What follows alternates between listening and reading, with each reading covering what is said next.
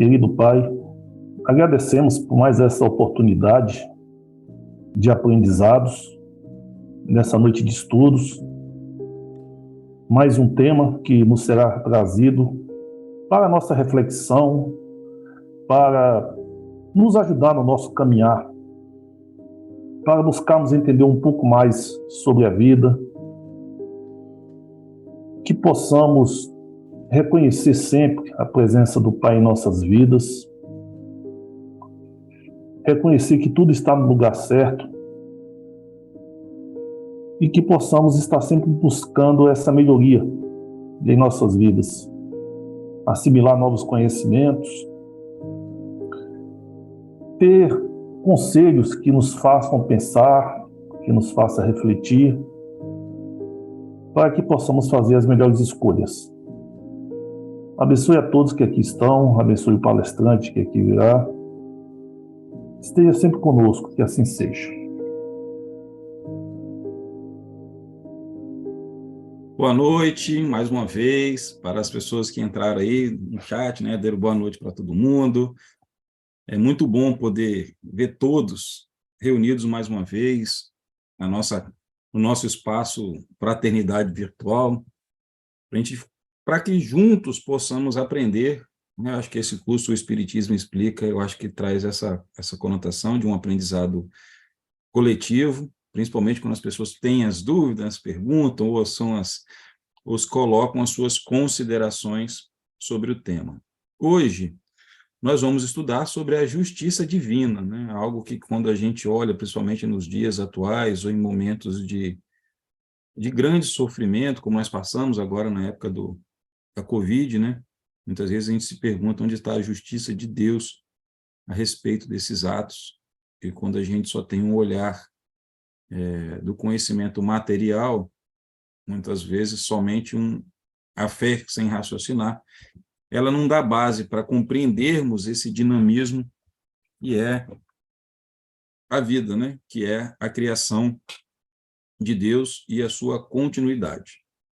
Eu gostaria de convidar a todos, para aqueles que quiserem ou aqueles que não quiserem, que a gente pense um pouquinho sobre o que é o nosso conceito de justiça. O que para cada um é justiça? E se alguém quiser compartilhar o que acha, né, o seu conceito de justiça, eu vou dar aí um tempinho para que possa se pronunciar. Bom, posso falar, Léo? Então, já que Oxe, tá vendo? Deus nunca ninguém desampara um quis filho seu. falar, então, o que eu entendo por justiça divina, né? Não, calma. Você Não, está desculpa, adiantando qual a é a sua palestra. pergunta? Tá, desculpa, então, qual é a Sobre o pergunta? conceito de justiça. O que é Justiça. justiça para você? Bom, justiça para mim, eu vou usar minhas próprias palavras, né? É a ação daquilo que é justo para mim. Então, o centro Ação. para você na justiça está o que é justo para mim. Ou às vezes nem justo para mim também, né? Se a gente for considerar a justiça dos homens, né? Seguindo as suas interpretações, talvez nesse caso a justiça pode ser falha, mas se tratando de Deus, da justiça de Deus, é tudo que aquilo que é justo para mim. Sim, mas quando a gente olha assim, primeira vez a gente vamos tentar escalar, né, até chegar a Deus, mas o que a gente entende no conceito de justiça? Quando a gente fala justiça, alguma coisa vem em nossa mente. Era essa a primeira resposta que eu gostaria de ouvir ou de ler, né? As pessoas podem escrever também no chat, né? Qual é o seu conceito de justiça? Né? Tem mais alguém que queira contribuir? Então tá bom. Eu vou falar por mim. Quando eu penso em justiça, a gente sempre pensa que vai ter alguém que vai determinar o que é certo, o que é errado, com base sobre uma lei. Alguém concorda ou discorda? A gente tem a figura central ali de alguém que vai construir. Ou a justiça, ela vem como um remédio para uma reparação. Então, a gente tem do lado os nossos deveres. Se a gente não cumpre os nossos deveres, a gente vem com alguma coisa para nos colocar frente, né? nos colocar de volta frente a essa lei. Né? Ou, muitas vezes, se nós nos sentimos aviltados por alguém, existe uma lei que vai tentar reger aquilo ali, para que, como o Anderson diz, que traga a justiça sobre mim. E nós temos aí, né, tem uma outra coisa que me vem toda vez que eu vejo, que, aliás, vejo não, né, quando eu escuto a palavra justiça, mas o que me vem à mente, né, também não é só um conceito, mas também uma imagem, que é um símbolo de uma balança. Me remete a trazer novamente um equilíbrio, que em algum momento esse equilíbrio ele foi, a balança ela pendeu mais para um lado para o outro. Então, eu vou ler aqui, ó. Alguém disse assim, ó, justiça para mim é algo que não estaria contrário aos meus interesses do próximo. Depois, disse ela assim, parece ser aquilo bom para mim, e se não for bom, parece ser injustiça. Ó, tá chegando as contribuições. Vamos lá. Aqui, para os homens, existe a justiça. Contribuição da Cláudia. Porém, a justiça possui 3 verdades. A da vítima, a do agressor e da própria justiça. Ó, fala de advogado, né? Então, muito bom.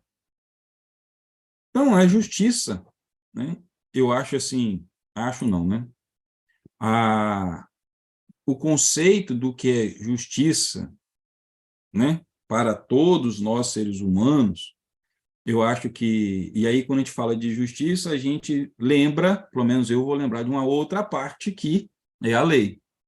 Então, quando a gente pega o livro dos Espíritos e ele vem falar, né, da parte terceira das suas leis morais, a gente fala da lei da adoração, do trabalho, da reprodução, da conservação, da destruição, da sociedade, do progresso, da igualdade, da liberdade, e por um último capítulo, ela vem falar, né, da justiça da lei, do amor e da caridade. Então, quando a gente pensa em justiça e a gente traz esses conceitos, que podem ser conceitos, como foi colocado, ou que está no nosso íntimo, isso advém porque Kardec mesmo nos traz que esse sentimento ele é natural. A ideia, né, de ter algo que seja sempre equilibrado, ele já vem da nossa criação. E a partir dessa criação, a gente já vai moldando esse sentimento. A gente conhecendo, tendo um contato maior sobre esse sentimento de justiça. Lógico que, como nós somos criados simples e ignorantes, o nosso conceito de justiça ele vai se aprimorar de acordo com as nossas com o nosso melhoramento. Então, ali no próprio capítulo vai falar, mas por que um puxa para um lado, puxa para o outro? Vai falar que a gente está baseado nas nossas paixões, do nosso não conhecimento de toda a realidade, e a partir desse momento, desse nosso crescimento, a gente vai adquirindo melhor a compreensão desse senso de justiça. E aí entra o nosso tema, né? Aonde vem a justiça divina? Então, quando a gente fala de justiça divina, para aqueles que são cristãos, ela está muito ligado à justiça de Deus. A gente vai ter lá um ser que vai olhar o que a gente fez de bom, o que fez de errado, e aí nós vamos ser, como assim, a nossa sentença estará. É um sentimento que já vem de muito antes até do próprio princípio cristão. A gente vai ver em várias outras culturas, né? Lá daquela região ali da Grécia, aquele povo ali já crescia, né? Tendia, eu vou por Tártaro, né? Que era aquele inferno de penas usivas, tinha várias, a gente vê dentro da própria mitologia grega, a gente vê vários exemplos ali de castigos eternos, então isso já vem permeando o nosso inconsciente já muito antes da vinda de Jesus, que veio trazer uma atenuação, né? Ou uma figura diferente daquela que então nós estávamos acostumados. Depois a gente vai lá, tem até uma pintura muito famosa, né? Que é o Inferno de Dante, com sete níveis que se tem. Então, ou seja, são todos aí a ideia dessa concepção do que a gente tinha justiça. Aí nessa justiça, nós tínhamos ali 2 vertentes, o céu e o inferno. Para aqueles que cometeram boas ações durante a sua vida, nós estaríamos direcionados a ser felizes para sempre.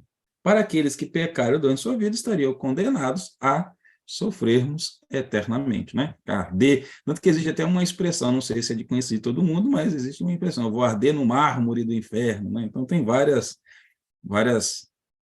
passagens, vários conceitos trazidos ao longo, né, nas nossas eras aí, sobre essa questão da pena eterna.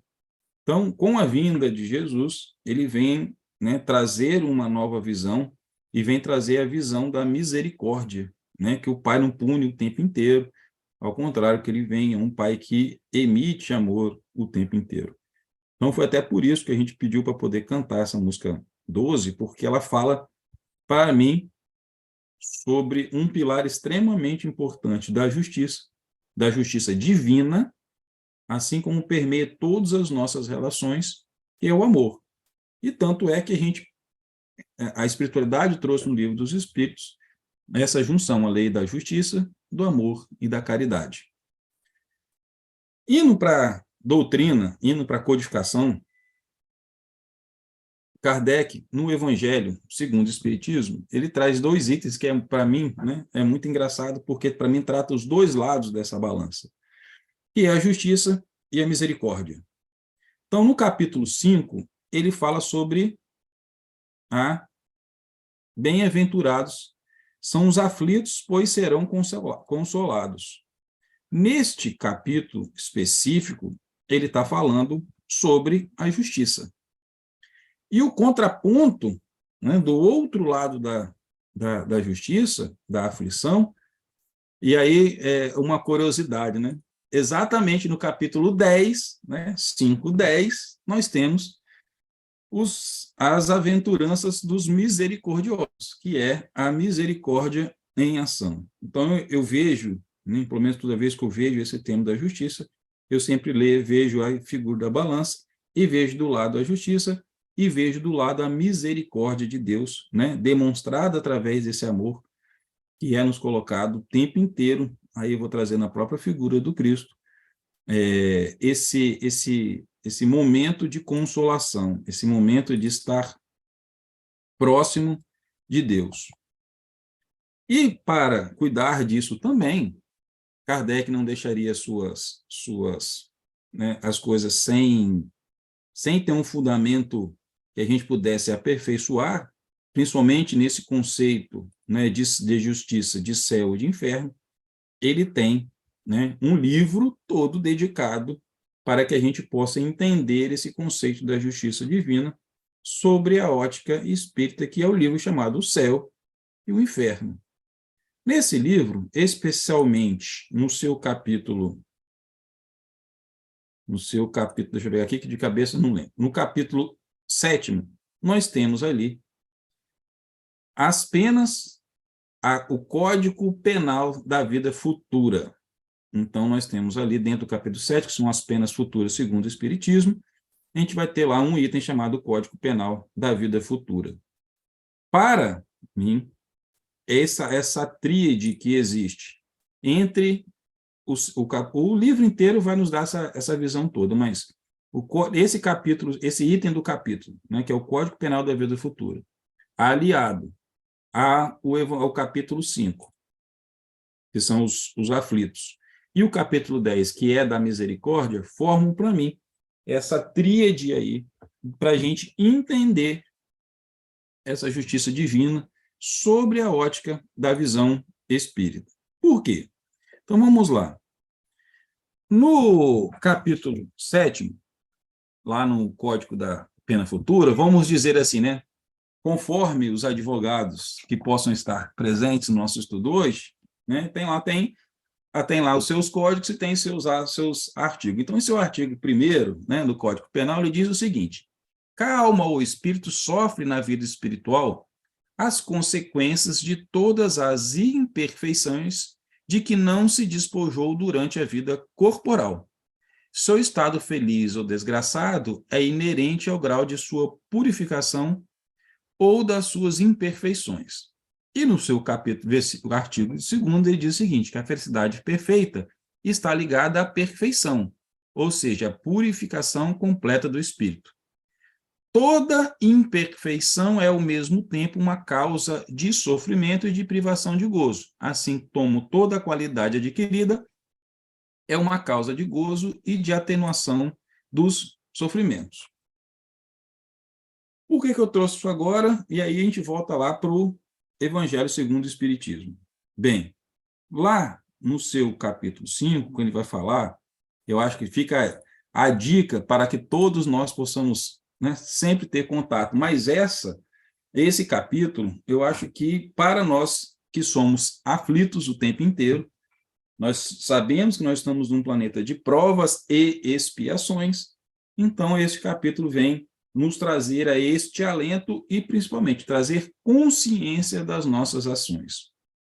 Por que eu falo consciência? Porque até termos contato com a doutrina espírita e entender a continuidade da vida e o que nos traz o conceito, primeiro, de livre-arbítrio, das nossas escolhas, mas traz também o conceito da nossa responsabilidade. Então, não existe livre-arbítrio sem existe responsabilidade. Assim como não existe uma plantação que não tenha uma colheita. Então, nós estamos intrinsecamente ligados a isso. Então, a justiça divina vai se apoiar sempre nessa relação da lei de causa e efeito, da plantação e da colheita, não importa a forma como a gente alegoricamente vai trazer. Então, quando eu começo a olhar o meu sofrimento, eu tenho que entender de onde veio esse sofrimento. Então, por isso, e a gente sabe que a doutrina, uma da missão da doutrina espírita é de ser consoladora. Então, para mim, esse capítulo 5, ele vem trazer exatamente o conceito para que a gente seja consolado, mas não aquele consolo de que, de coitado, mas não, o consolo de que do esclarecimento, para que a gente possa entender o que vem acontecendo durante a nossa vida, né? Como o próprio Jesus disse lá em São Lucas, né? Bem-aventurados vós que sois pobres, né? Que vós tereis fome e sereis saciados. Depois ele diz, né? Bem-aventurados sois aqueles que sofrem perseguição, porque dele é feito do reino dos céus. Então ele vai falar sempre desta relação. Então, quando, né, a gente tem lá no tópico que vem falar sobre a justiça das aflições, a gente vai pegar isso aonde? Esse salto lá no céu e inferno, no capítulo que a gente falou, no capítulo 7, sobre o Código Penal da Vida Futura. Então, o que acontece? Se nós, quando a nossa alma, o nosso espírito vai para o plano material e vai sofrer as consequências daquilo que a gente fez, significa que quando nós voltarmos ao plano material, nós viremos, colocar entre aspas, colher aquilo que nós plantamos, as consequências dos nossos atos. No texto que está no Evangelho segundo o Espiritismo, ele vai, né, falar um pouquinho, mas da onde vêm essas aflições? Por que eu tenho essas aflições? Então ele vai colocar que algumas remontam às origens, né, de lá de trás, de todas as nossas, de tudo aquilo que a gente fez errado, né? Ele utiliza, né, quando os homens caem por sua própria culpa, quando são vitimados da sua imprevidência, do seu orgulho e de sua ambição. Então, esse é um dos itens que se tem. Quando, lá no seu artigo 16, o que acontece? Nós, então, saímos, temos a certeza de que a gente viveu, vamos ao plano material, chegamos lá, temos contato, ainda de uma forma muito mais intensa, a respeito das nossas, de tudo que a gente viveu, dos nossos sentimentos, e muitas vezes, quando a gente começa a olhar o filme da nossa vida, a gente vai vendo as coisas que a gente fez de errado com alguém, e aí começa a vir a um sentimento, que começa, muitas vezes, com a culpa. E muitas outras vezes, a gente ainda não se sente culpado, e a gente se sente que a gente foi vítima do processo. Então, a gente tem as duas coisas. Então, quando a gente olha lá no capítulo 10, que é a consolação e a misericórdia, nós temos ali alguns itens que são muito importantes. De um lado, nós temos o motivo das nossas aflições, ou seja, lá eu digo que o Evangelho vem nos trazer que o motivo das nossas aflições estão baseados nas nossas ações desta vida ou das nossas vidas passadas, que nós somos resultados do nosso passado, seja passado dessa vida, passado de outras vidas. Ao mesmo tempo, quando a gente vai falar de misericórdia também, ele vai falar também que nós precisamos de ter alguns cuidados ao vivenciarmos essa experiência terrena que Jesus nos traz. Então, lá no capítulo da misericórdia, a primeira coisa, ele vem falar sobre o perdão. Perdoai para que Deus os perdoe. Depois ele vem trazer, reconciliai com os vossos inimigos. Vai falar de qual é o sacrifício mais agradável aos olhos de Deus, que aí eu vou me ater um pouco mais a esse tópico em relação à justiça divina. Vai falar do argueiro e a trave do olho, e outro que é o mais importante, que a gente fala de justiça, que é não julgueis para não serdes julgados. Então, nós temos aqui sempre uma coisa compensando a outra. Mas vou deixar o Fred, que é o nosso apoio, falar. Léo, boa noite, gente. Tudo bem? Me orienta aqui no seguinte, eu não estou conseguindo encaixar, mas é uma pergunta que está na minha cabeça ressoando. Quando você começou a falar de justiça, veio na minha cabeça o seguinte: sempre que a gente clama por justiça, é porque a gente se sente agredido, é porque a gente quer alcançar alguma coisa. Então, quando você fala dessa justiça aí, o que eu não estou conseguindo alcançar é o seguinte: mas ao mesmo tempo que a gente se sente agredido nessa condição específica, e aí a gente pede por justiça, a gente também é o que está vindo. Tem que prestar atenção, porque a gente também atua como agressor. Você conseguiu relacionar? Então, muito boa sua pergunta, Fred, porque a gente tem essa sensação, e aí eu acho que por isso que é importante a gente... eu estou trazendo o capítulo 5 e o capítulo 10 para que a gente entenda essas duas posições. Por quê? Quando a gente se coloca nessa posição de vítima, por que está acontecendo comigo? Onde está a justiça de Deus na minha vida? Aí eu sou uma pessoa tão boa. Vamos colocar assim, né? Vamos colocar que a gente está ali no centro da pergunta. Eu sou uma pessoa tão boa e essas tantas injustiças sofrem. Onde está Deus nessa história? E aí eu vejo que este capítulo, né, a justiça das aflições do Evangelho segundo o Espiritismo, ele vem trazer, e aí não só a justiça, mas principalmente, né, as causas das nossas aflições.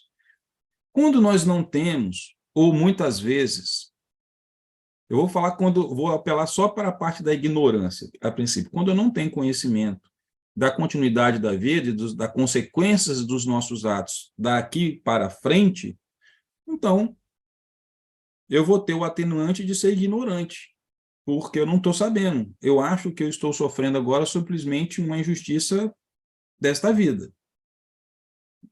A partir do momento que a gente tem o contato com a doutrina espírita, a gente começa a tentar a entender esta relação de causa e efeito e como isso se aplica em minha vida. Isso não quer dizer que eu já aceito. Eu posso somente entender como isso se processa. Que eu posso entender o seguinte: tá bom, Léo, ok. Então, eu já aprendi de que existe uma lei de causa e efeito, eu já aprendi que tudo que eu fiz vai ter consequências, e aí, como o próprio texto lá no Céu e Inferno, né? Aquele, né? O que for bom vai ser bom, vai trazer, né, alegria para mim. O que eu fiz de errado vai me trazer uma consequência de que eu preciso de equilibrar novamente. Ok, isso eu tenho consciência. Agora, quando chega o sofrimento, eu olho, eu vou conseguir aplicar isso de forma imediata e vou conseguir bem sofrer? Vou. Eu vou continuar ouvindo o ouvido de Deus lá em cima, dizendo: eu sou vítima nisso tudo. Não é possível que eu fui tão ruim no passado. Não é possível que eu fiz isso. Alguns utilizam até a expressão: eu devo ter jogado pedra na cruz. Tem várias expressões aí que vão colocar, né, dessas relações nossas no passado pelo esse sofrimento nosso. Então, a gente tem como talvez um processo até de fuga de nossas responsabilidades, a gente trazer essa relação de que eu sou injustiçado. de que eu estou sendo injustiçado na vida. E aí nós precisamos nos colocar nesta relação de seres ainda em débito, e que nós estamos em cada encarnação nossa quitando esses débitos frente à justiça divina. Quando que a gente comete esses débitos? Toda vez que eu deixo de fazer algo por mim ou pelo outro. Ou muitas vezes eu faço algo que prejudica a mim ou que prejudica o outro. Porque a omissão, ela é um pecado tanto como eu praticar. Tanto que quando a gente vê várias explicações sobre até a atualização do não matar, né? Está lá no texto de Moisés, nos 10 mandamentos. Não matarás. Naquela época nós entendíamos como a gente tinha que pegar a faca e enfiar alguém.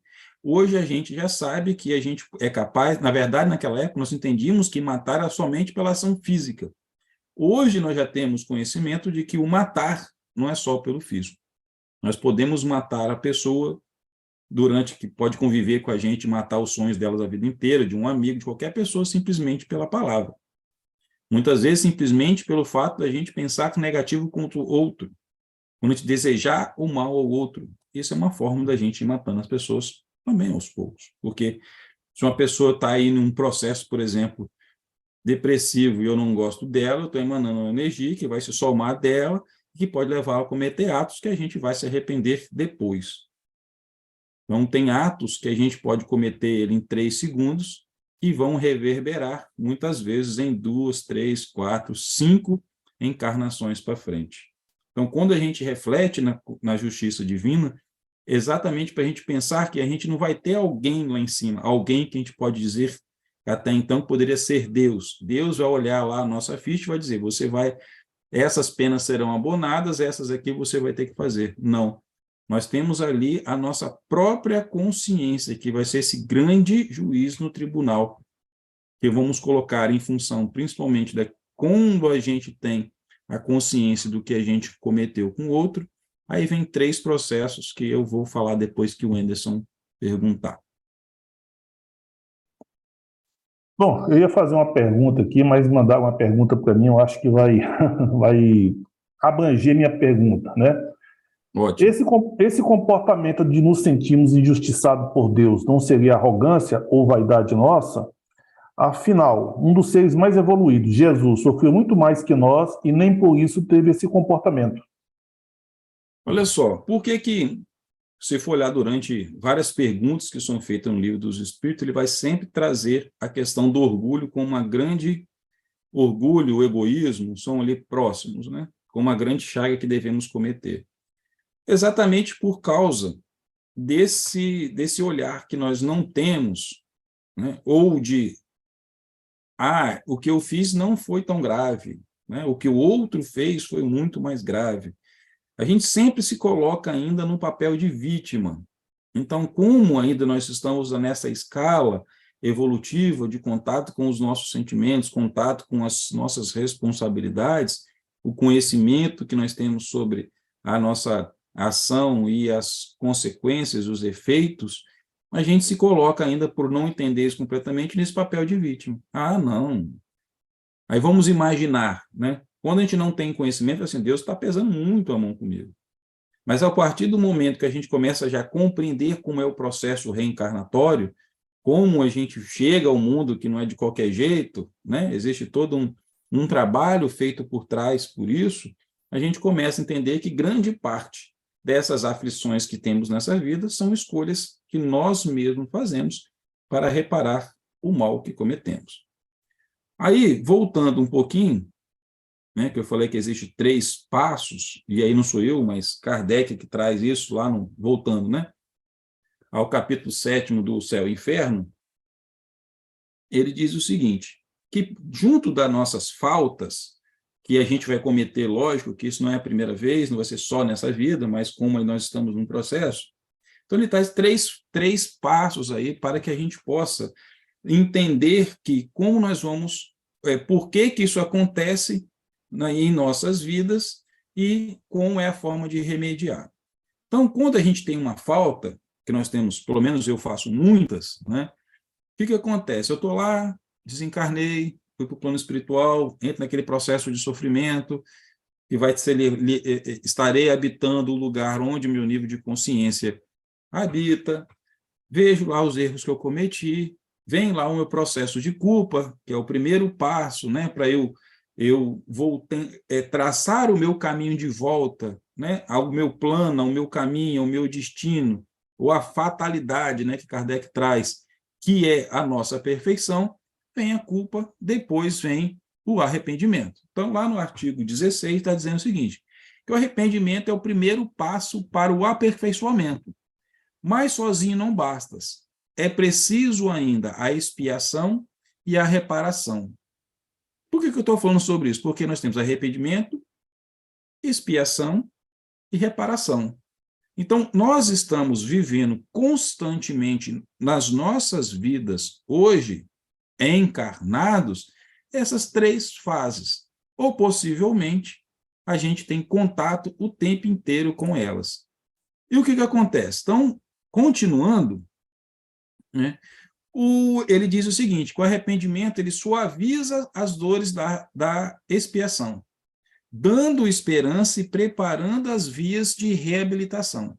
Então, ou seja, tudo aquilo que nós estamos passando hoje, que a gente pode até considerar como uma injustiça, nada mais é do que nós estamos tendo a oportunidade de nos reabilitarmos para que a gente consiga voltar a este caminho nosso da perfeição. Mas, somente através da reparação, nós podemos anular o efeito, destruindo a causa. O perdão seria uma graça e não uma anulação. Então, vejamos, nós temos o processo de reparação. Então, não existe nós, que somos caminheiros nessa jornada, neste planeta, que nós não tenhamos coisas a reparar. E aí, como a pergunta trouxe, até um ser como Jesus sofreu injustiças. Por quê? As injustiças são cometidas por quem? Por todo aquele que ainda não conhece o caminho, a lei do amor. Todos nós. E muitas vezes, e é por isso que vem lá no contraponto, no capítulo 10, lá no Bem-aventurados os misericordiosos, nós temos lá um texto que é: não julgueis para não sermos julgados. E aí no texto evangélico vai trazer aquela história da Arapuca que tentaram, né, colocar Jesus, quando trazem a mulher adúltera e fala que era para poder julgar, traz aquela história toda, e Jesus vem com a célebre frase que quem não tem pecado que atire a primeira pedra. Então, quando Jesus fala isso, ele nos traz essa questão dessa consciência, para que a gente possa fazer uma reflexão neste momento que a gente se considera injustiçado, parar e pensar, será que eu sou o grande exemplo de perfeição?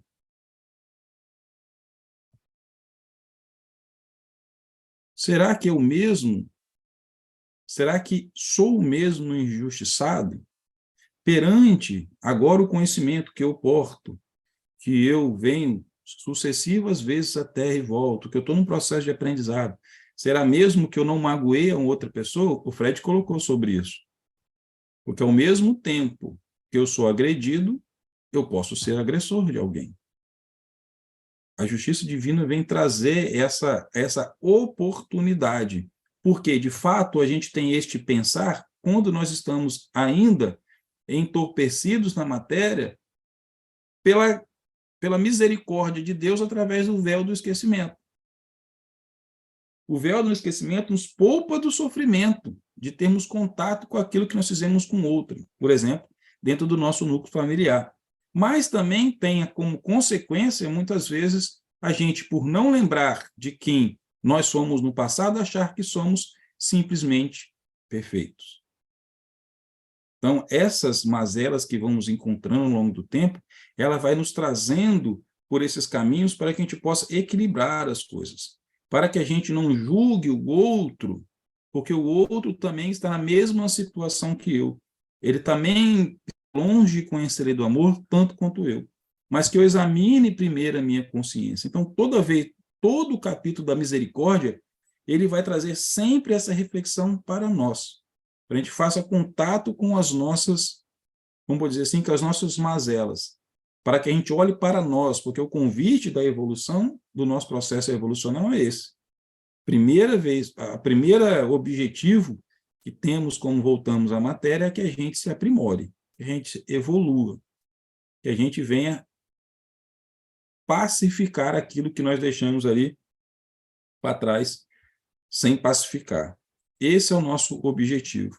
Então, ele já conhecia, ele já tinha passado por esses estágios, porque precisamos também lembrar, quando conhecemos a doutrina espírita, que não tem nenhuma criatura de Deus, ou seja, não é nenhum ser, nenhum espírito, que não passe por todos estes caminhos. Jesus passou da mesma forma que estamos passando? Sim. Ele teve que voltar a expurgar os seus pecados? Usar pecados, né? Mas, sim. Ele passou por um planeta de provas e expiações como a gente? Sim. Por quê? Porque Deus não privilegia nenhum dos seus filhos. Então, a partir do momento da criação, nós temos ali a condição de escolha, mas temos também a condição de pagar com as nossas consequências. Como o texto kardeciano diz, toda ação de bondade vai nos colocar frente às coisas felizes, e as ações do mal vai nos trazer as consequências. Então, isso a gente já precisa de trazer sempre bem elaborado em nossa mente, para que a gente não perca de vista que temos responsabilidades frente aos nossos atos. E a justiça divina vem porque, se a gente tem as consequências, se a gente sofre e a gente vivesse somente naquela parte lá de trás, que nós teríamos um inferno, queimaríamos no mar do inferno, isso é contra a lei de Deus, porque a lei de Deus é que os seus filhos progridam. À medida que eu sofro eternamente, eu não estou num processo de aprendizado, eu estou num processo de sofrimento. A justiça divina vem para nos tirar do sofrimento, para que a gente, através das nossas ações, a gente possa se reparar esses danos e marcharmos todos juntos neste caminho de evolução. Sim, Fred, e depois Anderson.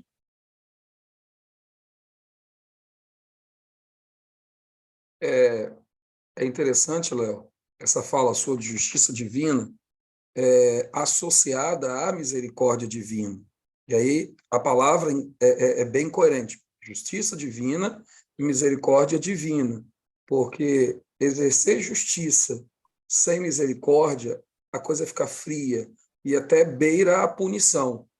Como filhos de Deus, e na infância do nosso processo evolutivo, né, nós sabemos que existem as leis divinas que são imutáveis, mas por situações nossas, a gente às vezes faz escolhas erradas.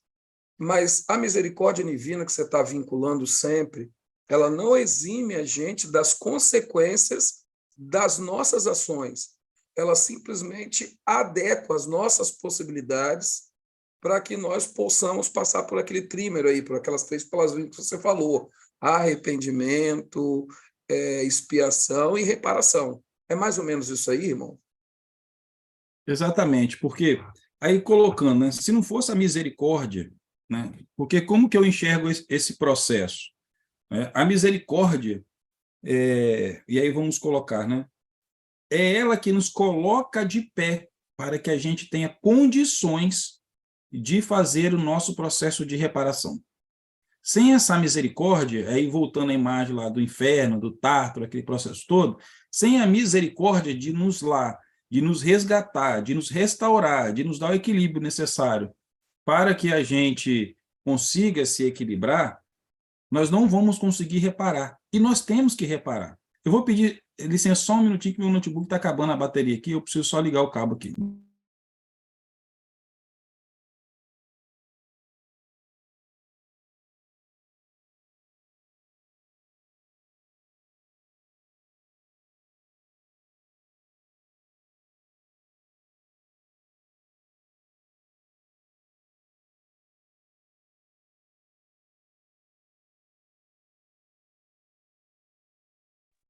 Pronto, voltei. Então, sem esse papel da misericórdia, nós não temos condições de continuar.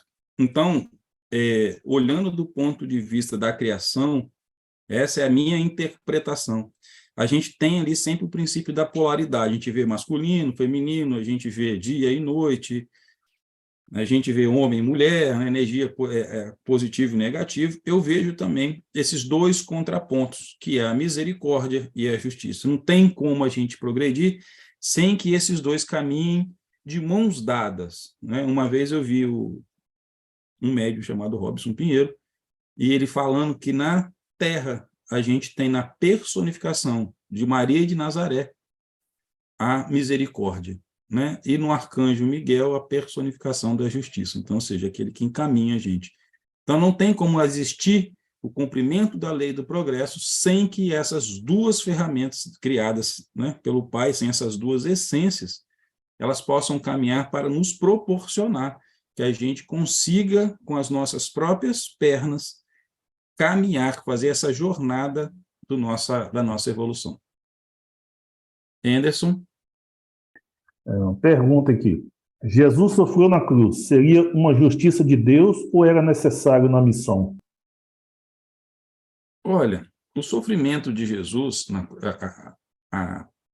que eu posso dizer? A crucificação foi mais um ato nosso como mundo do que qualquer outro ponto.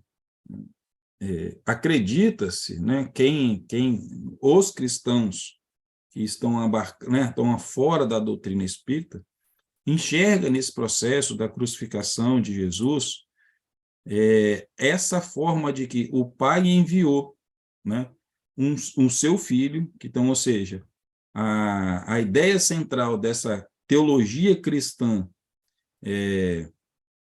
fora do espiritismo, aquela que a gente tinha até a chegada da doutrina espírita, é que nós tínhamos lá como Jesus era considerado filho de Deus, e o fato dele estar entre a gente era a forma como ele vai atuar como esse intermediário entre nós e Deus, para fazer com que, através, né, o simbolismo da sua morte e da sua ressurreição, fosse esse exemplo de redenção e de reconciliação. Então, o papel de Jesus, olhando somente a isso, vai nos dar o seguinte, que através da sua morte, então a gente sempre fala isso, né, que através do sangue de Jesus é lavado os nossos pecados. Pelo menos na minha época de catequese era isso que eu sempre me apegava, né, que esse sofrimento, Jesus, ele morreu para livrar-nos do pecado.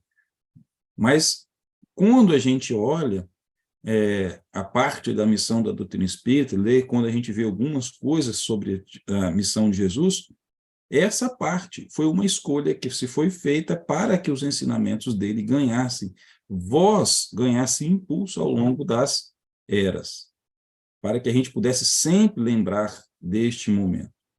Então, juntou-se as duas coisas. Estava no messianato de Jesus a propagação do amor.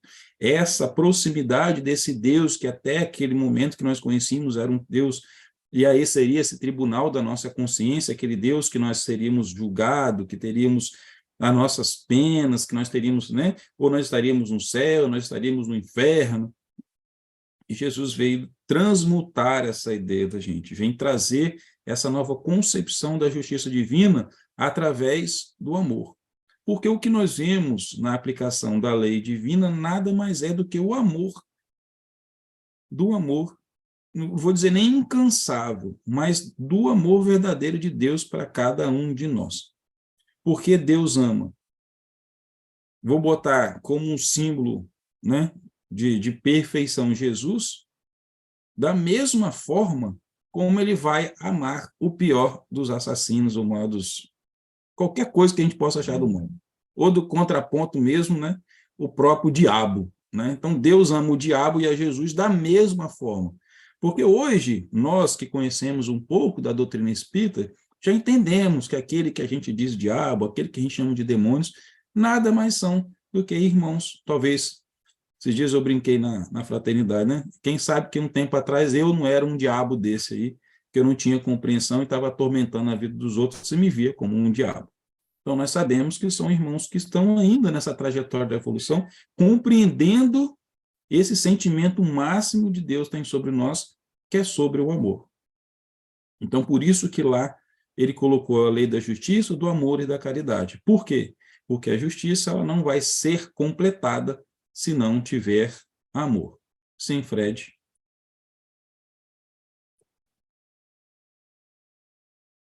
Vamos lá, nós de novo para a justiça, né?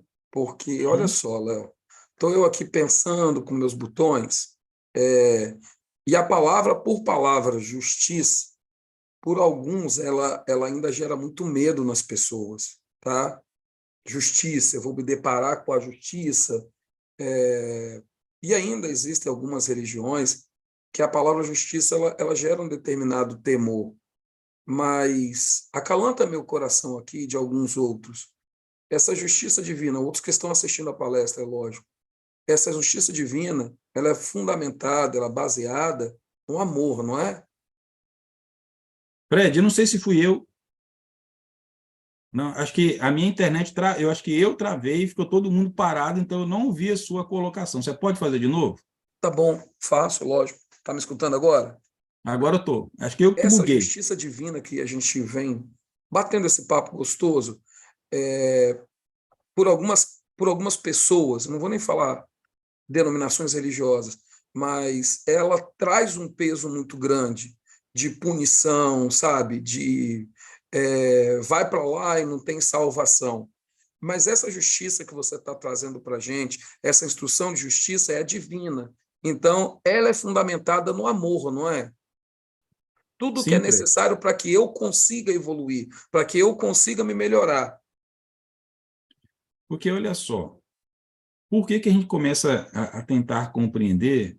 Eu acho que por isso Jesus falava que são bem-aventurados sois os aflitos, pois serão consolados. A consolação vem desse amor. Então imagine aquele ser, né? Vou me colocar no exemplo, né? Eu fui um péssimo pai, um péssimo marido. Péssimo no sentido de infligir dor, sabe? Foi aquele que eu castiguei muito meus filhos, bati muito na minha mulher, pintei o diabo. E desencarno. E chego no plano espiritual com aquela consciência de que vou ter que sofrer porque eu não fui bom o suficiente. E entro naquele conceito de uma pena eterna. Então imagine um ser, uma criatura de Deus que é destinada à perfeição, ele ser condenado a sofrer para o resto da vida, ou seja, pelo resto da eternidade, ou um castigo perpétuo por algo que eu cometi em apenas um momento da minha vida. Que pai amoroso seria esse? Aonde estaria o equilíbrio da justiça, sendo que a minha pena seria muito maior do que o ato que eu cometi, visto que eu cometi um ato durante, vamos imaginar que eu vivi muito, 80 anos da minha vida, e eu vou pagar a eternidade por algo como que aconteceu durante 80 anos da minha vida. Lembrando que ninguém é mau o tempo inteiro. Todos nós fazemos coisas boas. Ou seja, temos atenuações na nossa pena. E mesmo assim eu vou ficar ali sendo castigado por muito tempo. Mesmo no plano espiritual, quando a gente olha lá atrás no Inferno de Dante, a gente começa a ter ideias, né, já da espiritualidade sobre essa relação dos castigos, isso está mais na nossa consciência do que na lei de Deus. A lei de Deus ela vem dizer que todo mundo tem escolhas e consequências, e as reparações das suas imperfeições vai ser pelos seus atos. Isso é um ato de amor. É um ato de dar a oportunidade de começar de novo. Nós, que somos pais, terrenos, imperfeitos, quando um filho erra, nós nos damos a oportunidade para que ele possa fazer de novo e fazer melhor? Isso, Jesus disse lá no Evangelho. Vós que sois pais, não dareis uma cobra para um teu filho, para um filho seu, quanto mais dirá o nosso Pai que é perfeito, que é amoroso o tempo inteiro. Então, por essa resposta de Jesus, a gente começa a compreender que tudo aquilo que nós estamos colhendo, que é fruto das nossas irresponsabilidades, e aí a gente tem colheitas de responsabilidade, mas temos colheitas de bondade também. Porque através desse amor, através dessa misericórdia, é que a gente tem a opção de voltar e de refazer. E a gente tem todo o suporte que nós temos por causa do amor. Por quê? Ao longo da nossa existência, aí vou voltar, até aqueles que a nossos olhos são ruins, ele conquista o respeito e o amor de alguns. Então vai ter sempre alguém velando por ele, seja aqui, seja no plano espiritual, ou se mesmo assim não tiver ninguém, ele vai ter o maior que possa recuperar, que é Deus, que é o Pai dele que está ali, amando ele incansavelmente. Então a justiça divina, ele é um ato de amor. Então nós, mesmo diante de todas as nossas aflições, nós devemos olhar a nossa vida como um sinal dessa aliança de amor que Deus tem por nós. Você quer falar? E tem o Anderson para perguntar. Deixa o Anderson perguntar, depois eu falo. Ok, é um comentário aqui, na verdade. Eu acho que quem tem medo da justiça divina deve ter algum receio na consciência. O pai jamais seria injusto ou daria um aprendizado desproporcional à causa. É isso mesmo. Então, assim, é porque a gente não tem consciência. Voltando lá antes um pouquinho. Fred, pode falar, depois eu comento. Pintou, está me escutando, Léo? Tô. Pintou uma dúvida aqui. Se Deus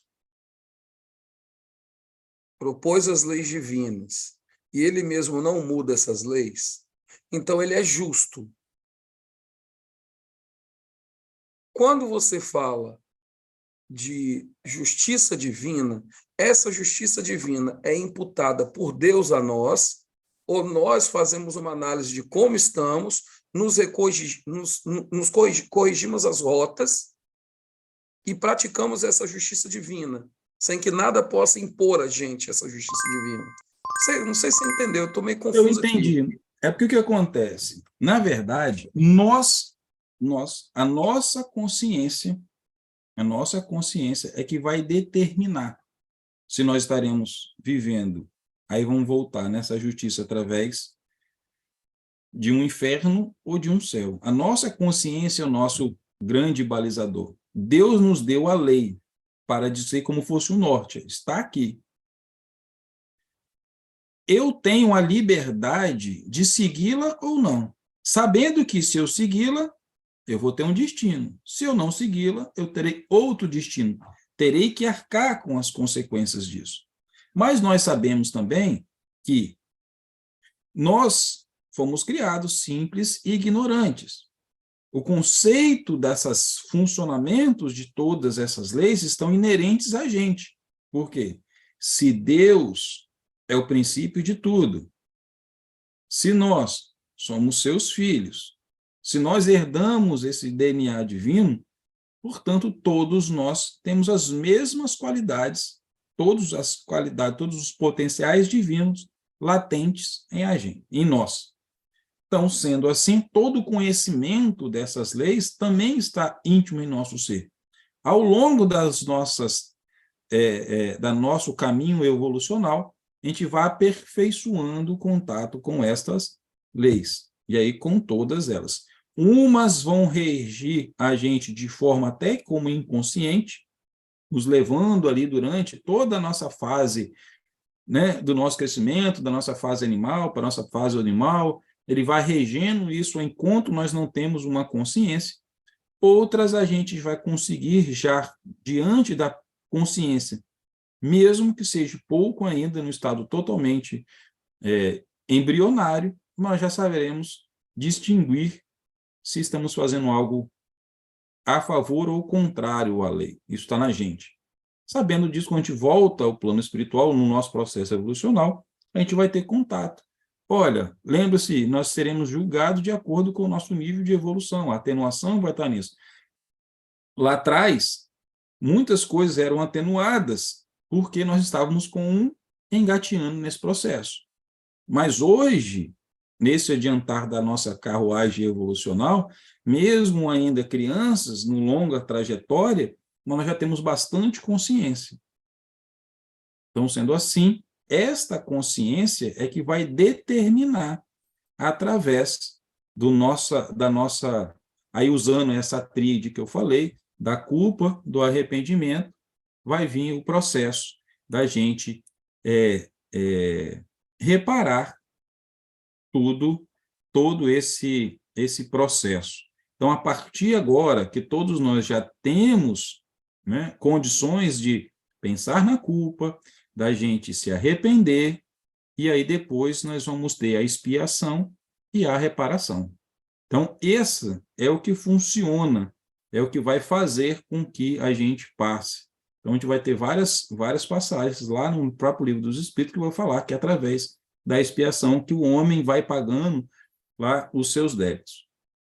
E, através da reparação, e aí que aí onde entra a própria, que eu vejo a misericórdia, que é o amor de Deus, exatamente é a oportunidade que a gente tem de reparar. O texto lá do Céu e Inferno diz o seguinte, que a necessidade de reparação é um princípio de rigorosa justiça, que se pode considerar como uma verdadeira lei de reabilitação moral dos espíritos. Então, ou seja, a reparação consiste em fazer o bem a quem a gente fez mal. Quem não repara as nossas faltas, ou, como diz o texto, quem não repara suas faltas nesta vida, por impotência ou má vontade, encontrar-se-á numa existência ulterior em contato com as mesmas pessoas que tiveram queixas deles, e em condições escolhidas. Ponto bem grande, né, de marca-textos, escolhidas por ele mesmo, de maneira a poder provar-lhes sua dedicação e fazer-lhes tanto bem quanto lhe fez mal. Então, acho que essa passagem que diz ali, mostra exatamente o porquê que nós estamos aqui e aonde está o amor de Deus por nós, por nos oferecer a oportunidade da gente reparar. Então, quando a gente pega, não vou muito longe, nem tudo é karma, nem tudo escolha, de Adriana Machado, que nos assiste hoje. Quando a gente pega Para Sempre, Irmãos, de também quem nos assiste hoje, Jeane Lames, nós vamos ver ali a lei da reparação. A lei da reparação, que é essa lei que nos dá a oportunidade de nos tornarmos pessoas melhores e, através da prática do bem, auxiliar a todos os outros. Eu tenho certeza que os outros livros, a gente vai pegar também o Jovem Obsessor, se a gente pega o Perdão de Adriana, se a gente vai pegar ali o novo, né, super aclamado agora, e o nosso lançamento de Jeane aí, né, a gente vai ver o quê? A lei da reparação funcionando. Sem essa reparação, aí é o princípio, né? Eu vou ter a culpa, vou ter o arrependimento. Tá, e daí? O que eu preciso fazer com isso? Eu preciso de reparar. Execução da lei, do amor. Sim, Anderson. Pergunta. A justiça divina é uma das leis, tipo a lei da gravidade?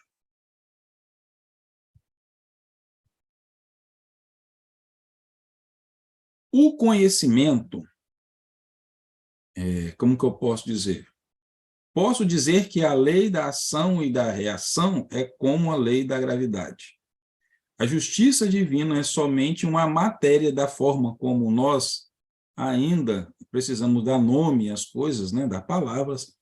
A justiça divina, aí eu entendo que é a forma mais sublime da demonstração do amor de Deus para com nós. Ele disse, nenhuma ovelha ficaria perdida. Se eu não tivesse a oportunidade, se eu não tivesse a justiça divina, através da sua expressão máxima, que é a reparação, nós todos seríamos ovelhas perdidas, porque estaríamos vivenciando a infelicidade do nosso julgamento, da nossa consciência.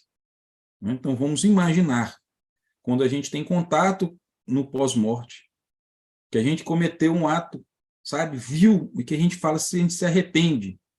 E a gente vai viver o resto da vida com aquilo o tempo todo na nossa mente, sem ter oportunidade de pedir perdão, de ser perdoado, de poder, através das minhas ações, praticar o bem. E aí, me voltar ao caminho de novo, se não fosse a lei da justiça, a expressão, Deus não seria perfeito. A lei da gravidade, ela vai dando a gente conhecimentos que vão fundamentar a nossa evolução material. Assim como ainda existem muitas leis ainda que regem os universos, que regem determinadas coisas que ainda nós não conhecemos. Mas a principal, que é a lei do amor, e aí a gente tem na justiça, do amor e da caridade, essa está o tempo todo dinamizando em nossas vidas. Então, ela é fundamental para que a gente, assim como no planeta Terra, você tenha a gravidade para que possa desenvolver os nossos músculos, que possa desenvolver tudo que está em nossa volta, a lei da justiça, a lei do amor e da caridade, ela também é inerente e aplicável a todos nós. Anderson, ou Frederico, né, que é o... Não, o Fred me deu a vez aqui. Obrigado, Fred. Eu só queria fazer um comentário sobre essa pergunta aí, né? Na verdade, a justiça divina não é uma lei, né? Ela é o resultado do conjunto das leis do Pai que são perfeitas, né? E a gente conhece em torno de 9 ou 11, se não me engano, não é isso? Que é dado na fraternidade lá, pelo estudo que a gente teve. Mas a justiça divina talvez seja o resultado dessas leis, que são leis perfeitas, né? Apenas queria fazer esse comentário. Mais uma vez, obrigado. Exatamente, porque nós temos as leis e a gente tem a aplicação, o resultado dessas leis, que ela vem através da justiça. Então, por isso é muito bacana, porque a gente vai ver isso em até outras denominações, a gente vai ver que existe separação de fé, a gente vai ver lei, a gente vê justiça, a gente vê do amor, a gente vê da evolução. Então, ou seja, são todas essas emanações do Pai que nos circundam o tempo inteiro, nos direcionando para o nosso destino, né? Certo, que é a evolução. Sim, Fred?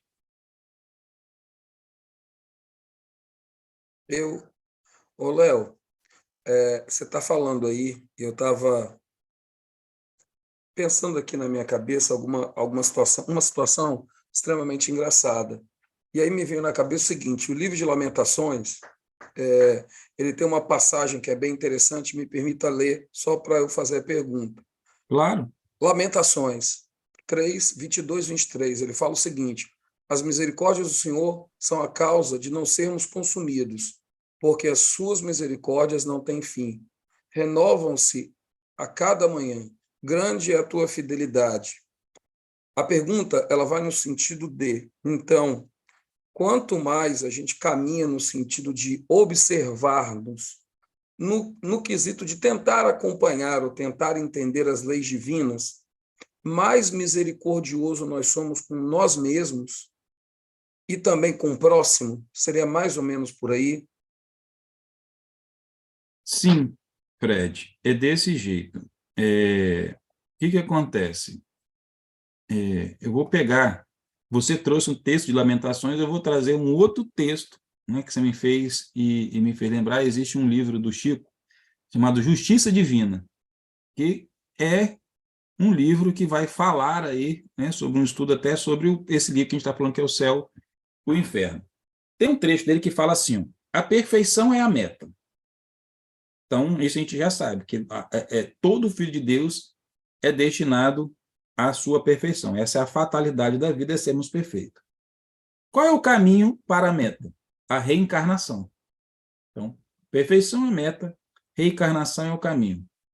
E toda falha na direção de obra perfeita exige naturalmente correção e recomeço, pois ninguém avança sem movimento. Não há evolução nem resgate sem que esteja ação. E a evolução é o suor indispensável. Então, cada vez que a gente compreende mais essa dinâmica da vida, que a gente vai observando, que a gente vai percebendo esta lei da ação e da reação em nossas vidas, por quê? Eu não posso mudar o passado do que eu fiz.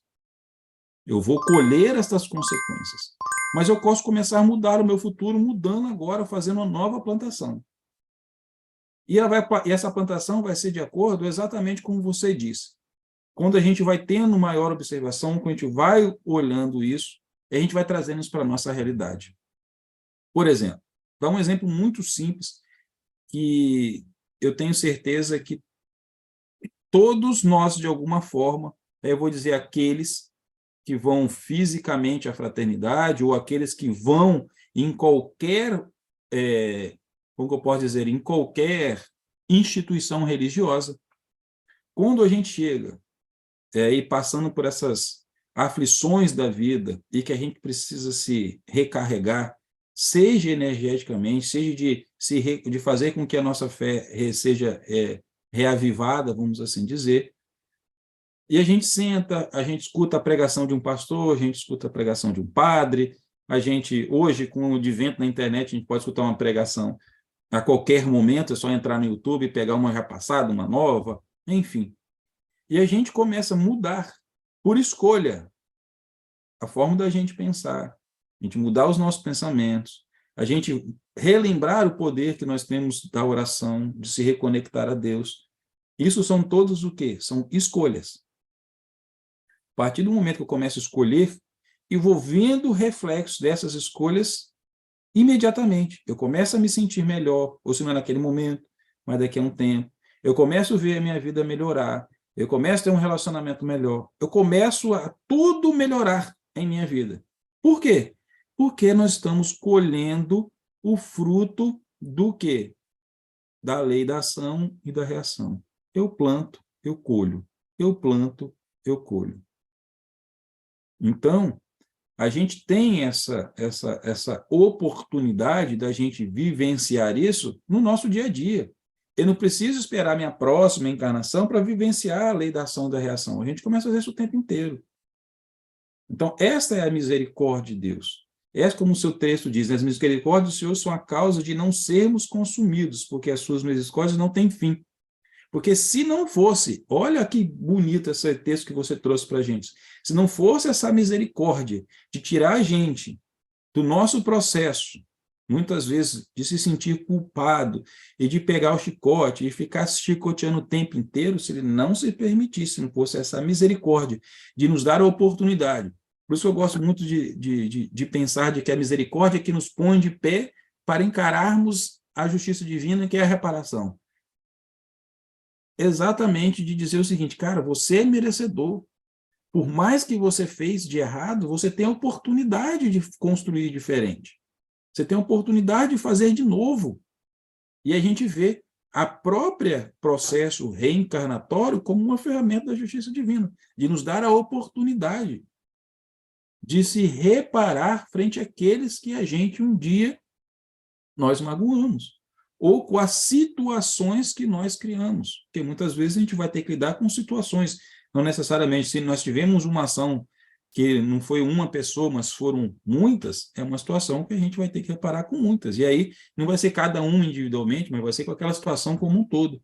Então, realmente, esse texto que você trouxe de Lamentações, ele é totalmente alinhado ao estudo da doutrina espírita, que é a misericórdia, que não nos dá a oportunidade de sermos consumidos. Como essa misericórdia age? Através do amor do Pai estendido pelos seus filhos. A gente vai ter sempre alguém do nosso lado para nos puxar, para nos pegar pela mão e nos mostrar este caminho que pode ser solucionado. Então, muito obrigado por trazer esse texto, porque esse texto realmente faz muito sentido com o que a gente tem colocado, né, com o que a gente, digo, eu, Kardec, Chico, os espíritos, todo mundo vem falando sobre a justiça divina, pois todos nós somos merecedores dela. Sim, Anderson. Uma pergunta aqui. Não é fácil para quem não tem conhecimento da doutrina espírita e sobre o véu do esquecimento, fica ainda mais doloroso. Como ajudar tal pessoa? Realmente, quando nós não temos esse contato, que a gente não consegue entender, eu digo, para nós que temos um entendimento, a gente reclama da nossa vida o tempo inteiro, então por isso que eu falo, toda vez eu vou lá, quando eu vou lendo que eu tenho que reclamar de alguma coisa, eu pego o Evangelho segundo o Espiritismo e vou lá ver, Léo, aqui, ó, justiça das aflições, meu filho, tá vendo aqui, ó, para de reclamar e vai, e lá depois tem um texto que é muito bacana, que é o bem e o mal sofrer, né? Então, meu filho, trabalhe, trabalhe, trabalhe para que você tenha condições, né, de suportar. Mas o que a espiritualidade sempre nos coloca sobre a melhor maneira que a gente tem de auxiliar muitas vezes a outra pessoa, que muitas vezes as ações não conseguem, que é através que a gente consiga orar. Eu acho que esse é a forma mais, como que eu poderia dizer, talvez mais eficaz da gente ajudar alguém. E aí, muitas vezes, primeiro é orar para que ele tenha um entendimento, porque, querendo ou não, acreditando ou não, somos todos espíritos encarnados. Essa máxima a gente nunca pode esquecer, por mais que a pessoa seja evangélica, seja ateu, seja qualquer coisa, ele é um espírito encarnado. Se ele é um espírito encarnado, todos nós passamos pelo processo que a gente, em algum momento, alguém já escutou, nós já tivemos um curso que falou sobre isso, que é o processo do nosso desdobramento. Foi tema de uma palestra 2 semanas atrás, se não me falha a memória. Então, nós temos o afrouxamento dessas, vou usar as palavras de Kardec, essas cordas que nos prendem, e a gente vai ao plano espiritual para que a gente possa se refazer, que a gente possa ter contato com nossos orientadores, para que a gente possa voltar. Sendo assim, por isso que é importante a gente orar por essa pessoa, para que ela tenha condições de escutar os seus mentores. A gente sabe que ninguém está sozinho, que o Pai cuida e coloca ao lado de cada um de nós alguém para nos auxiliar nesta caminhada. Então, a melhor prática que tem. Uma prática material. Se a gente vai falar, se uma pessoa que é ateu vai falar sobre espiritismo, ela não vai acreditar. Então, qual é a melhor forma de abordar? É trazer a consciência de atitudes. Então, é muito difícil passar assim, uma receita para cada situação, porque cada um vai ter uma necessidade de auxílio. E uma vez eu escutei alguém falar que a gente não deve chamar um ou outro para auxiliar, né? Vou chamar, sei lá, vamos botar aqui Santo Antônio, que é o santo das causas impossíveis, né? Mas que a gente rogue a Jesus para que envie o melhor mensageiro, né? O melhor cuidador para aquele que precisa ser cuidado, que Jesus sabe qual é a necessidade daquele. Talvez a gente roga por alguém que ele não vai ser a pessoa, né, para colocar ali. Mas mesmo assim, Deus vai mandar o que é mais certo. Então eu vejo o seguinte, que a melhor forma de a gente auxiliar qualquer pessoa que sofre, seja de males físicos, seja de males emocionais, seja de males espirituais, é que a gente rogue a Deus por eles. A gente peça que o Senhor os envolva, né, que ele tenha discernimento, que muitas vezes, né, pode ser aí, assim como a gente tem um véu do esquecimento, pode ter um véu ali, né, cobrindo os olhos e a gente não consegue perceber que nós somos os responsáveis das nossas próprias ações, que é só que essa mudança de postura, um exemplo que foi dito, né? A forma de eu procurar mudar o meu pensamento diz muita coisa sobre como vai ser meu dia. Então, isso é a nossa responsabilidade. Isso é a gente assumir o papel de protagonista, né, no filme de nossas vidas. Porque ainda, muitas vezes, nós queremos, por comunidade, ser só o ator figurante, nem coadjuvante, né, só figurante. Estou passando, me coloco ali, boto ali como o principal ali, é Deus que determina as coisas que eu vou passar, foi a vontade de Deus que eu não fizesse isso, foi a vontade de Deus. Mas peraí, a vontade de Deus soberana é que a gente seja feliz, Deus vai querer que a gente seja infeliz? Não estudei na prova, tinha que passar no concurso, não passei, foi Deus que quis. Deus não tem nada a ver com isso, foi eu que não estudei e não passei. Então, a justiça divina, ela age vem trazer a gente ao papel de responsabilidade. Sermos responsáveis pelas nossas ações. O que teremos ao nosso favor? A misericórdia. Teremos sempre a oportunidade de reparar com o bem o mal que fizemos a alguém. Está lá na codificação, e não fui eu, nem foi Kardec que falou. Quem foi a própria espiritualidade que trouxe esse conhecimento para nós. Então, logo, é isso que a gente precisa de começar a trazer da consciência para as nossas ações diárias.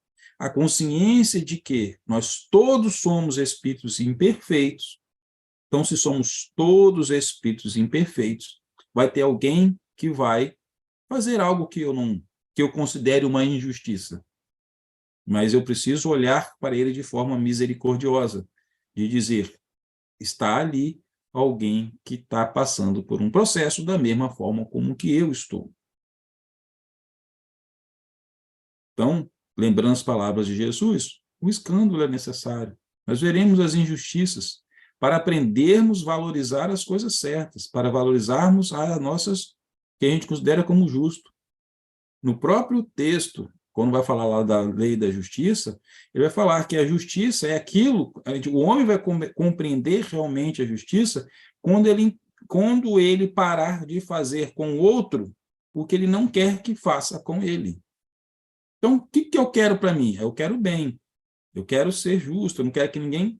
Mas espera aí, eu estou fazendo isso com o outro? Então, vai vir a interrogação, talvez a interrogação, a reflexão sobre as nossas atitudes. Então, se eu quero um mundo mais justo, eu preciso fazer da justiça em minha vida. Eu preciso começar a tratar o outro da forma como eu gostaria de ser tratado. Ah, Léo, mas o outro não vai me tratar do mesmo jeito. O outro é o outro. Eu sou eu. Cada um será responsável segundo as suas obras. Eu vou culpar o outro porque eu não progredi?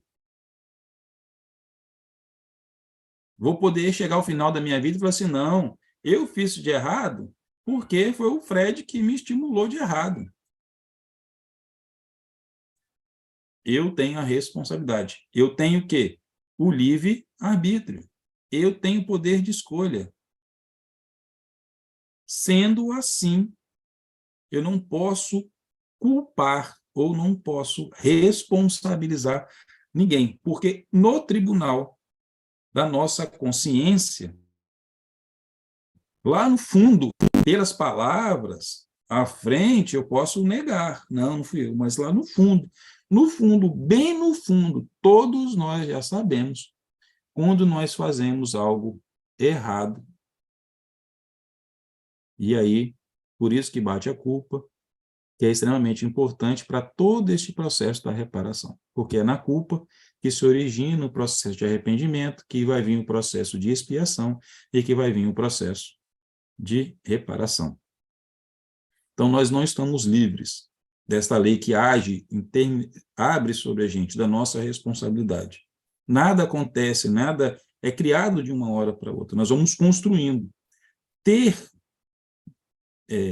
a certeza, a consciência deste passado nosso e termos consciência de como a misericórdia é presente em nossas vidas, nos dando a oportunidade de fazer diferente, talvez nós daríamos mais valor aos nossos processos reencarnatórios.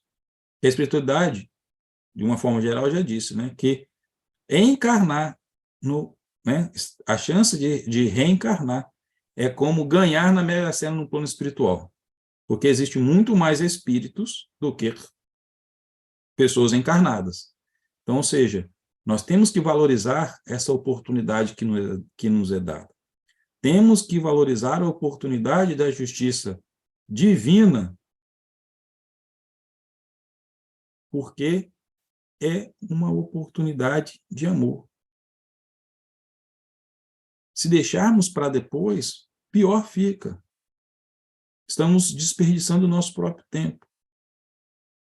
Por isso que a espiritualidade trouxe isso. Por isso que a espiritualidade bate muito forte sobre isso, desde a codificação.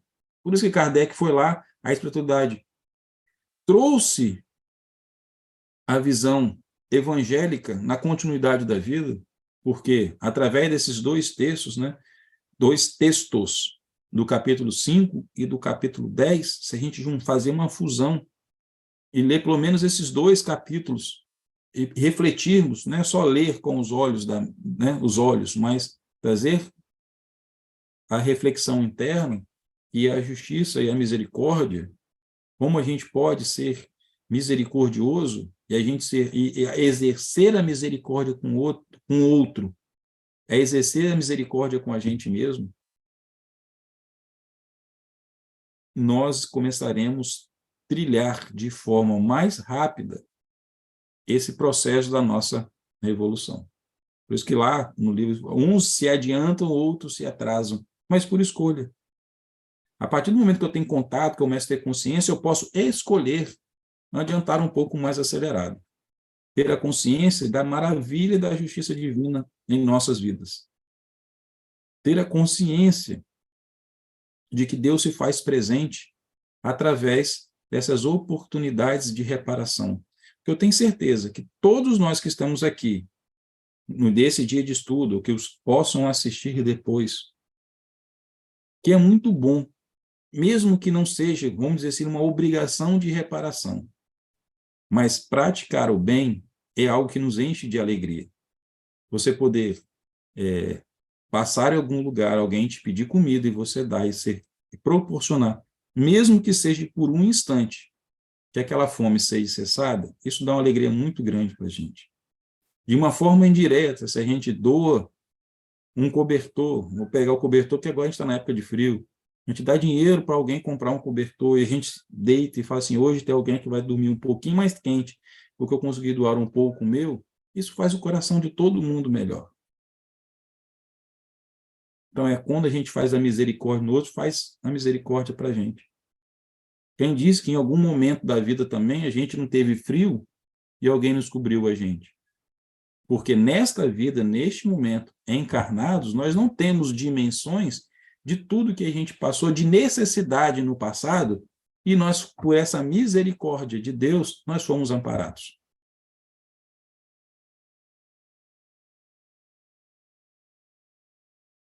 Então, o que eu extraí desse estudo da justiça divina, exatamente, é o amor de Deus colocado em ação. A gente poder sentir esse amor de Deus através dessas oportunidades sucessivas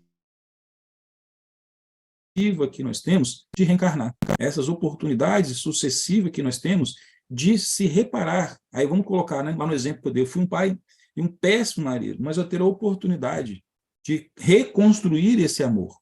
Porque tudo é amor. De reconstruir esse amor com meus filhos, com a minha esposa, em uma outra oportunidade, se a gente que não lembre dessas mazelas passadas, eu posso olhar cada um de novo, e aí nessa próxima, né, quando a gente desencarnar, a gente se encontrar de uma forma melhor, de aí a gente já não vir por obrigação, a gente vir por amor. Agora nós não vamos mais vir pela obrigação, nós viremos pelo amor, e aí seremos, à medida que a gente avança rumo à perfeição, a gente marcha rumo à felicidade, ela é proporcional quanto mais perfeitos nós somos. Então, essa é a grande lição que eu aprendi neste estudo, quando eu comecei, e agora com os comentários, com esse texto bonito que o Fred nos trouxe, que está lá na Bíblia, lá em Lamentações, que é essa oportunidade que a gente tem de sermos resgatados com a misericórdia. Eu vou usar novamente a expressão do texto do Fred, que eu gostei muito, né? Para que nós não sermos consumidos, ou seja, a misericórdia que não permite que a gente seja consumido por quando a gente se depara com o que a gente fez lá no além, não seja consumidos pelas nossas culpas, para que a gente acelere o nosso processo, porque quando a gente pega a literatura, a gente vai ver as zonas de sofrimento. São o quê? São essas coisas que fizemos que nos corrói e a gente fica preso lá constantemente. Mas é a misericórdia que vem lá e nos resgata no momento que a gente se sente preparado. Com a gente, no momento que a gente tem realmente consciência daquilo que a gente fez e a gente se coloca para reparar. Então, lembrando que a gente vai ter as consequências das nossas escolhas, Uma pessoa que nasce com isso, aquilo outro, ela é fruto de quê? Das expiações, é fruto da justiça divina, e através daquilo que ela vai se melhorar. Então, todos nós temos que sempre de olhar quem está ao nosso redor, que ele está nesse processo de reparação, ele está no processo de reconquista de si mesmo. E cabe a todos nós apoiarmos essas pessoas, que elas consigam ter sucesso em suas missões individuais, assim como nós precisamos de apoio para que a gente consiga também ter sucesso. Então, a justiça divina está, vou voltar na questão de Kardec, a gente fazer ao outro aquilo que a gente gostaria de receber. Então, temos mais perguntas? Não estou vendo o Anderson com a mãozinha levantada, já vi que as perguntas são encerradas. Então, aí eu vou fazer a última pergunta. Tem alguém que queira fazer alguma última pergunta, alguma colocação antes do encerramento? Não? Então, tenho que, mais uma vez, agradecer a todos que participaram, que perguntaram.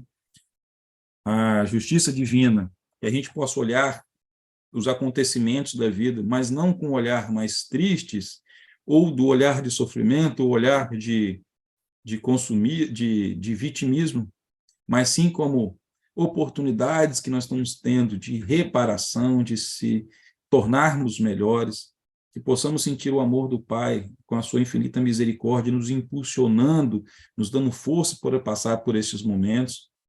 Lembrar que nós temos uma ferramenta extraordinária para nos, como fosse ali a tábua de salvação, que é o processo de oração, que a gente possa rogar a Deus que nos dará a oportunidade de nos dar força de passar por aquilo que nós mesmos nos propusemos a passar nesta vida, enxergando, confiando nessa justiça divina, na consequência da lei, a da ação e da reação, entendendo que quanto mais eu me dedicar, quanto mais eu conseguir frear os meus impulsos de fazer algo errado, porque nós estamos cercados de opções para que a gente abandone o nosso caminho. Então, é através da oração, é através dessa conexão que a gente vai conseguir se comunicar com Deus, que a gente vai conseguir dar oportunidade à espiritualidade que nos assiste, de que a gente possa sentir esse impulso e que possamos, a partir deste momento, olhar os acontecimentos da nossa vida, não com um olhar, mais uma vez, de vitimismo, mas um olhar de protagonista da nossa história. O olhar de que nós temos responsabilidade, que nós somos seres responsáveis. E, neste momento, nós temos contato e, assim, assumo a responsabilidade de tudo aquilo que eu vivenciei, por isso eu estou colhendo agora. Mas, principalmente, assumo a responsabilidade de fazer uma nova plantação. Lembrando sempre que Deus nos quer felizes e que o nosso destino é a perfeição. Então, convido a todos para que possam, aqueles se sentirem confortáveis, que possam colocar seus pés no chão, que possam fechar os seus olhos, ter uma respiração profunda, para que a gente possa levar nossos pensamentos todos unidos neste momento ao nosso Pai Celestial, em louvor à grandiosidade dessa infinita misericórdia, seu infinito amor para cada um dos seus filhos, que todos seus filhos são amados, mesmo naquele momento que nós não nos achamos merecedores em função das nossas faltas. E o Senhor está ali como o Pai que recebe o Filho pródigo de braços abertos. Que possamos, Pai, sentir a Tua presença consoladora nesta noite, aliviando o peso do nosso dia, aliviando nossas mágoas, nossos sentimentos, permitindo sentir, Pai, a Tua presença consoladora, a Tua presença refazedora, através dos amigos espirituais que nos cercam. Peço, Pai, que para aqueles que neste momento estão com seus corações tristes, para os seus corações dolorosos por causa de perdas materiais, perdas sentimentais, que o Senhor possa ser o consolo, que o Senhor possa ser um bálsamo no coração de cada um deles, para aqueles que estão encarcerados, para aqueles que estão hospitalizados, para aqueles que não têm neste momento, Pai, força para sequer dirigir a palavra a Ti. que através dos sentimentos agora nós possamos orar por eles, Pai, para que eles possam receber as tuas bênçãos. E no mais, Pai, só posso agradecer a oportunidade de estar aqui neste momento encarnado, de poder dividir o meu tempo de hoje com esses amigos valorosos que nos acrescentaram, nos orientaram, nos deram força. Agradecer por poder vivenciar cada uma das maravilhas que o Senhor criou, de poder, neste momento, vivenciar o fruto da sua misericórdia e a sua divina justiça em minha vida. Sendo assim, Pai, agradeço a oportunidade de viver mais um dia e de poder estar aqui. Fique conosco, Pai, e peço que proteja a todos, hoje e sempre, que assim seja.